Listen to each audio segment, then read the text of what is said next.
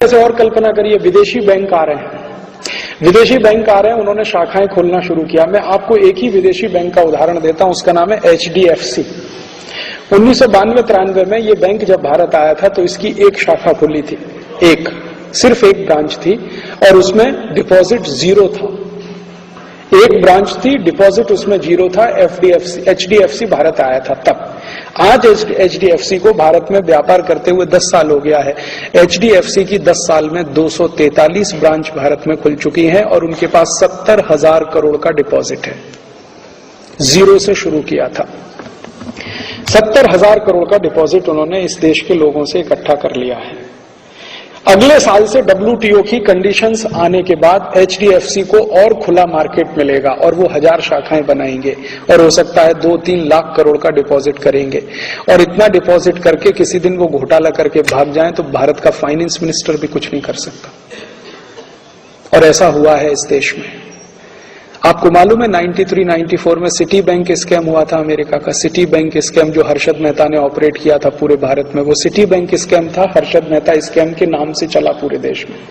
Scam city bank ने किया था। हर्षद मेहता तो सिटी बैंक का पपेट था, मोहरा था।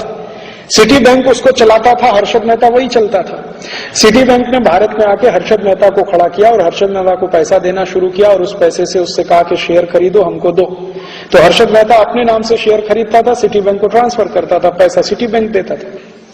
तो सिटी बैंक ने खेल क्या खेला कि भारत की कुछ कंपनियों को उठाना है, कुछ को गिराना है। जिन कंपनियों के शेयर सिटी बैंक के पास है उनको उठाना है, जिनके नहीं है उनको गिराना है। ये खेल में वो लग गए। हर्षद मेहता उनको कठपुतली की तरह से मिल गया। उसने खेल खेला और उस खेल में हिंदुस्तान का हजारों करोड़ रुपए, कम से कम 76,000 करोड़ रुपए डूब गया इस देश का। और जब ये सारा घोटाला खुला और घोटाले पर इंक्वायरी हुई, इंक्वायरी भारत सरकार की संसदीय समिति ने की। संसदीय समिति ने कहा कि हर्षद मेहता घोटाले का जिम्मेदार नहीं है, सिटी बैंक जिम्मेदार है। तो भारत के एक्स फाइनेंस मिनिस्टर और वर्तमान prime minister doctor Manmohan Singh ने कहा कि हमें मालूम है सिटी बैंक जिम्मेदार है, लेकिन हम उसके खिलाफ कार्रवाई नहीं कर सकते क्योंकि अमेरिका से हमें इन्वेस्टमेंट चाहिए। और मनमोहन सिंह ऐसे फाइनेंस मिनिस्टर और आज भारत के प्राइम मिनिस्टर के रूप में भी सिटी बैंक के खिलाफ कुछ करने की स्थिति में नहीं है, क्योंकि उनको इन्वेस्टमेंट चाहिए वहां से। अमेरिका नाराज हो जाएगा। और इसी अमेरिका ने भारत के स्टेट बैंक ऑफ इंडिया के खिलाफ इतनी सख्त कार्यवाही की अमेरिका में कि उनके हालत खराब हो गए, लेने के देने पड़ गए।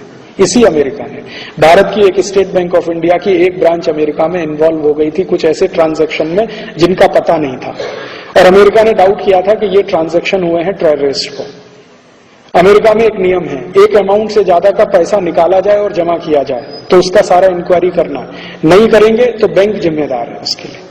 तो स्टेट बैंक ऑफ इंडिया ने ऐसे कुछ ट्रांजैक्शन किए थे जिनका कुछ अता पता नहीं था। उसमें अमेरिका ने इतना हैवी पेनल्टी ठोका उनके ऊपर कि एक ब्रांच का पूरा डिपॉजिट उसमें जाने की स्थिति आ गई। अमेरिका ने नहीं छोड़ा आपको, और आपने उनके सिटी बैंक ऑफ को पूरा छोड़ दिया। हाँ, इतना घोटाला किया तो भी हम मंजूर करते हैं।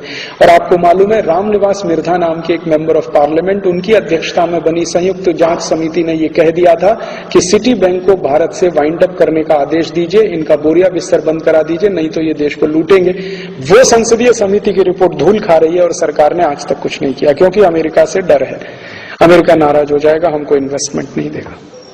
अभी नेक्स्ट ईयर से city bank, HDFC, ANZ Grindlays, standard chartered, ये सभी बैंक खुले आम अपनी शाखाएं खोलेंगे। वो शाखाएं खोलेंगे कहां? किसी गांव में नहीं।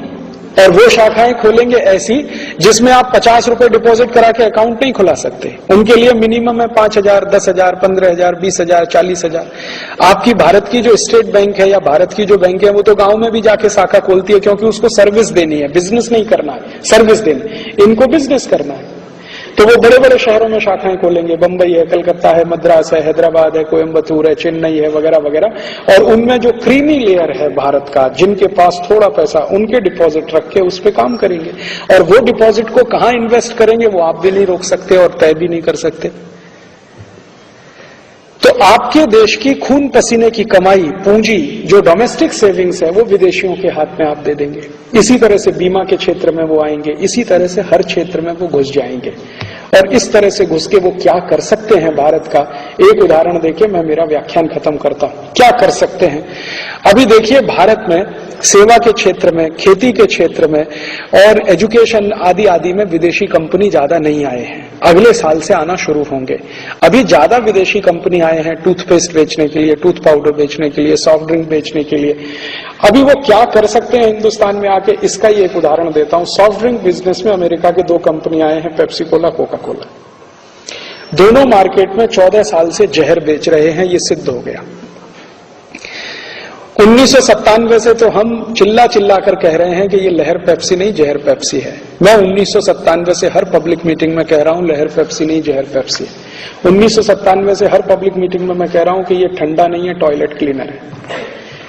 लेकिन पिछले साल भारत की सभी बड़ी प्रयोगशालाओं ने यह सिद्ध कर दिया है कि पेप्सी कोक टॉयलेट क्लीनर है और वो जहर है।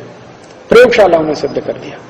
भारत की सबसे बड़ी प्रयोगशाला CFTRI, central food for technological research institute, उन्होंने सिद्ध कर दिया कि ये जहर है और ये भी कहा कि ये टॉयलेट क्लीनर से भी ज्यादा खराब है। CFTRI तो ये कहता है कि पेप्सी कोक टॉयलेट क्लीनर से भी ज्यादा खराब है। दूसरी लेबोरेटरी CSE, उन्होंने सिद्ध कर दिया। फिर भारत सरकार की लेबोरेटरी CFL, उन्होंने सिद्ध कर दिया। भारत की 5-6 लेबोरेटरीज और सभी साइंटिफिक ऑर्गेनाइजेशन मान रहे हैं कि पेप्सी कोक जहर है, 14 साल से इस देश में बिक रहा है। लेकिन भारत सरकार की हिम्मत नहीं है पेप्सी कोक के खिलाफ कोई एक्शन लेने की। किसी भी सरकार की हिम्मत नहीं है।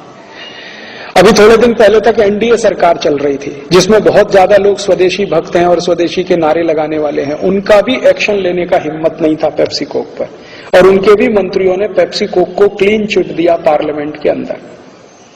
अभी NPA सरकार आ गई है, उसकी तो बिल्कुल ही हिम्मत नहीं है पेप्सी कोक के खिलाफ कोई। वैज्ञानिक कह रहे हैं कि ये जहर बेच रहे हैं 14 साल से, और भारत के किसानों ने सिद्ध कर दिया है। भारत के बहुत सारे गांव के किसानों ने पेप्सी कोक स्प्रे किया है और सब कीड़े मर गए हैं, सब जंतु मरे हैं।